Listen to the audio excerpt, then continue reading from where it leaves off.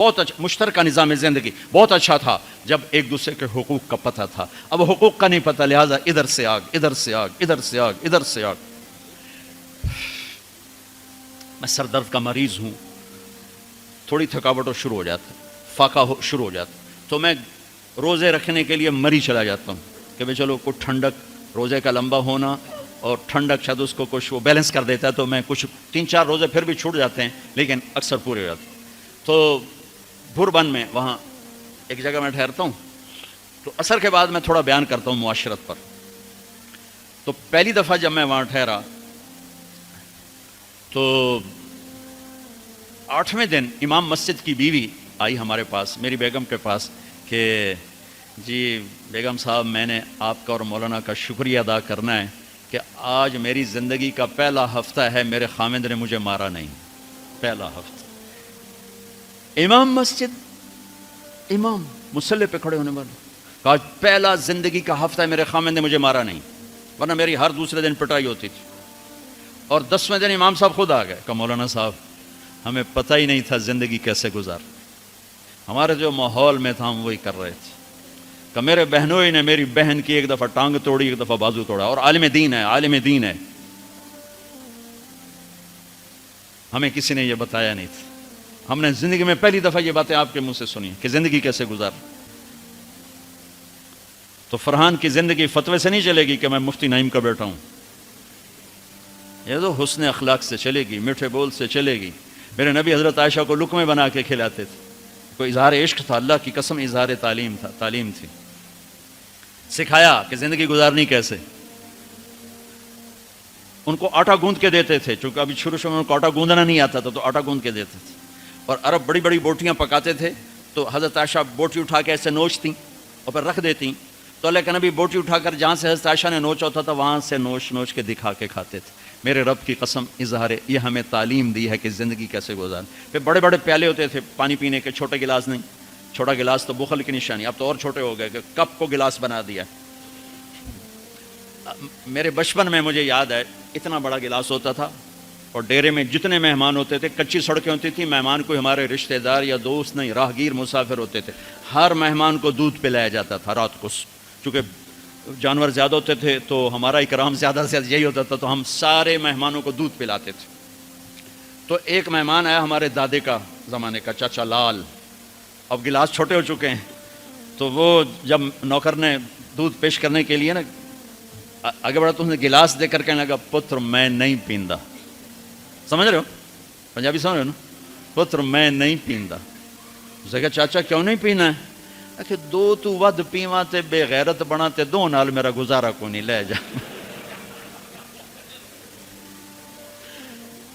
تو بخل کا زمانہ آ گیا، چھوٹی چھوٹی گلاسیں آ گئی. تو بڑے بڑے گلاس ہوتے تھے، تو ہم عائشہ رضی اللہ عنہا پانی پی رہے ہیں، رکھ دیا. میرے نبی اٹھا کر جہاں حضرت عائشہ کے ہونٹ لگے ہوتے تھے وہاں ہونٹ رکھ کے پانی پیتے تھے. صرف تعلیم. جس ہستی نے اللہ کو آنکھوں سے دیکھ لیا ہو اس کو کسی چیز کی رغبت ہو سکتی ہے؟ جنت بھول جائے گی جب اللہ اپنا دیدار کرائیں گے اور پھر پردہ پوشی فرمائیں گے تو کہیں گے یا اللہ جنت نہیں چاہیے، تو چاہیے، بس تجھے دیکھتے رہیں، بیٹھے رہیں تصور جانا کیے ہوئے از لذت دیدارش، خسرو چتواں گفتن سر دادن و جان دادن نادیدہ رخ یارے. امیر خسرو کہہ رہے ہیں کہ یا اللہ بن دیکھے تیرے لیے لوگ سولیوں پہ چڑھ گئے، اوروں سے چر گئے، چھروں سے کٹ گئے، بن دیکھے تیرے عشق میں جب تجھے دیکھیں گے تو کیا حال ہوگا. از لذت دیدارش خسرو چتواں گفتن سر دادن و جان دادن نادیدہ رخ یار. تو جس ہستی نے اللہ کو دیکھا ہو ان کے لیے عورتوں کی کیا رغبت ہے. یہ صرف سکھانا. ایک حدیث سنا دے، ما تزوجت وما زوجت الا بوحی من السماء نزل به جبریل. لوگوں میں نے جہاں شادی کی، میں نے جہاں بیٹی دی، پہلے آسمان سے وحی آئی، پھر میں نے قدم اٹھایا. اللہ کی قسم ہمیں سکھانے کے لیے تھی، ہمیں سکھانے کے لیے. ہاں سفر سے واپسی ہو رہی ہے، ٹھیک ہے. آپ نے صحابہ سے کہا چلو بھائی تیز ہو جاؤ، وہ سارے تیز ہو گئے، یہاں تک کے نظروں سے غائب ہو گئے، ٹھیک. تو اب کون رہ گئے؟ ام عائشہ اور میرے نبی. تو ام عائشہ نہیں، میرے نبی نے کہا عائشہ دوڑ لگائیں، دوڑ لگائیں، لگائیں. اللہ اکبر. مفتی نعیم کا اتنا بڑا پیڑ یہ دوڑ لگائے گا بیگم کے ساتھ؟ اور مولا منظور مینگل کا اس سے بھی بڑا ہو گیا، یہ لگائیں گے؟ تو عائشہ دوڑ لگائیں؟ کہا جی لگائیں۔ تو حضرت عائشہ فرماتی میں آگے نکل گئی لیکن ابھی پیچھے رہے۔ پھر کچھ عرصہ گزر گیا، کئی سال گزر گئے، پھر ایک سفر سے واپسی ہو رہی، آپ نے کہا ہاں بھائی آگے جاؤ، وہ سارے آگے جا گئے، اوجھل ہو گئے۔ آپ نے کہا عائشہ دوڑ لگائیں؟ کہا جی لگائیں۔ تو کہا ان دنوں میں موٹی ہو گئی، تبدنت کا لفظ مجھے یاد ہے، کہ میں موٹی ہو گئی تھی، تو جب دوڑ لگائی تو لیکن ابھی آگے نکل گئے، تو آپ نے کہا عائشہ ہذہ بتلک، اب تو میں برابر ہو گئی۔ اللہ کی قسم زندگی سمجھانے کے لیے تھا۔ جہاد کا سفر سارا صحابہ کا قافلہ ہے، جنگ کا زمانہ ہے، دشمن چاروں طرف ہے، اور ہم اما عائشہ رضی اللہ عنہ اونٹ پہ بیٹھیں اور ہاتھ لگایا تو ہار غائب۔ فرمایا میرا تو ہار کوئی نہیں، میں تو نہیں جاؤں گی، میرا ہار ڈھونڈو۔ تو میرے نبی نے نہیں فرمایا چل بیٹھ، اتنے لوگوں کو تو پریشان کرتی ہے، تجھے پتہ نہیں میں نے سبق پڑھانا تو میرے پیچھے پڑ گئی، طلبہ میرا انتظار کر رہے ہیں۔ آپ نے کہا بھائی عائشہ کا ہار ڈھونڈو، سب ڈھونڈنے میں لگ گئے، شام ہو گئی، سورج چھپ گیا اور ہار نہیں ملا، اور اس کے بعد تلاش بند ہو گئی، اندھیرے میں کہاں ملے گا؟ اب کیا ہوا؟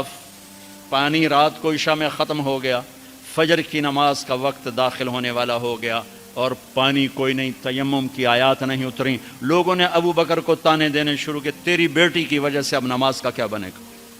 ابو بکر غصے میں آئے اما عائشہ کے خیمے میں، تو اللہ کے نبی گود میں سر رکھے سو رہے تھے، اب آپ تو باپ تھے، تو آ کر اب بول تو سکتے نہیں، اور چہرے سے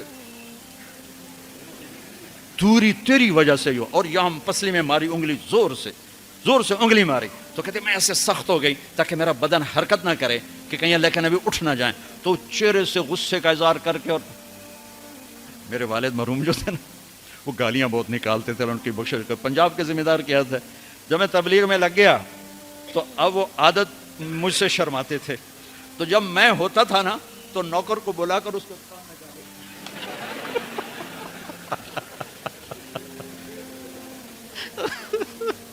اب جوانی کی عادت بڑھاپے میں تو جا نہیں سکتی تھی، تو پھر وہ آہستہ آہستہ گالیاں اپنا کوٹا پورا کر لیتے تھے۔ تو ابوبکر صدیق رضی اللہ عنہ میں کہ کہیں بھائی اللہ کے نبی اٹھنے کرتے رہو، انگلی مارتے رہے، تو اللہ نے آیات تیمم اتار دی۔ اس موقع پر تیمم کی آیات پہلی دفعہ 8000 سال میں یہ ہونے لگا ہے۔ بھلا مٹی سے آدمی صاف ہوتا ہے اور گندا ہو جاتا ہے؟ اللہ کہا نہیں، فتیمم، چلو تیمم کرو۔ اب سارے صحابہ میں خوشی کی لہر، اور سعد بن عبادہ کہنے لگے اے آل ابو بکر، یہ پہلی تو نعمت نہیں ہے جو تمہارے گھرانے کے طفیل ہمیں ملی ہے، اس سے پہلے بھی بڑی نعمتیں تمہارے گھر کی طفیل ہمیں ملی ہیں۔ اللہ نے تیمم کی آیت اتار دی۔ میرے نبی نے قافلے کو نہیں چلایا، یہاں تک کہ حضرت عائشہ نے کہا اچھا یا رسول اللہ اب چلیں، ہار کو چھوڑیں۔ پھر میرے نبی چلے، اور جب اونٹنی کو اٹھایا تو ہار اس کے نیچے پڑا ہوا تھا، وہ سارا باہر ڈھونڈتے رہے، ہار نیچے چلا گیا تھا گر کر۔ یہ میرے نبی کی زندگی ہے، یہ مینگل صاحب سے کہتا ہوں پڑھائیں، مفتی نعیم سے کہتا ہوں یہ زندگی پڑھائیں، کہ ان کی بیویاں ان کو دعائیں دیں، ان کے ماں باپ ان کو دعا دیں، ان کی اولاد ان کو دعا دے۔ وہ باپ نہیں ہے جس کو دیکھ کے بچے ڈر جائیں، وہ تھانے دار ہے، تھانے دار بیٹھا ہوا ہے۔ وہ استاد نہیں جس کو دیکھ کے شاگرد ڈر جائے، وہ تھانے دار ہے۔ وہ خامد نہیں ہے جس کو دیکھ کے بیوی سہم جائے، وہ تھانے دار ہے۔